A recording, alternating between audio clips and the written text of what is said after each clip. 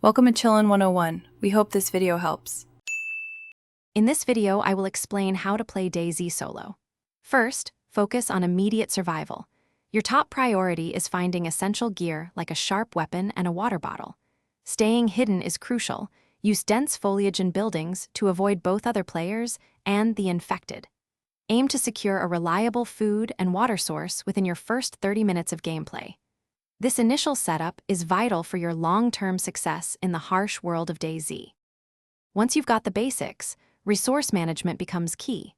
You'll want to collect enough food and water to sustain yourself for at least 2 in-game days. Crafting basic tools, such as an axe or a knife, is essential for gathering resources and for self-defense.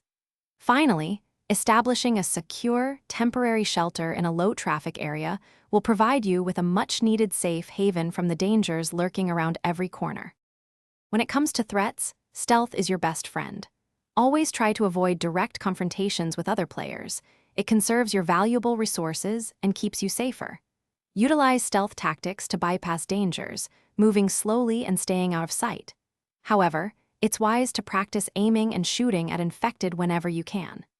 This improves your combat readiness for those unavoidable emergency situations, giving you a better chance to survive. For long-term solo survival, careful planning is paramount. Always plan your routes meticulously, initially avoiding major cities and high-loot areas where player encounters are frequent. Take the time to learn and identify safe zones versus dangerous areas on the map for more efficient and secure travel. Continuously upgrading your gear is also crucial. Focus on acquiring better weapons, stronger armor, and ample medical supplies to face the ever-present challenges of DayZ. Thanks for watching. Consider subscribing if we helped you.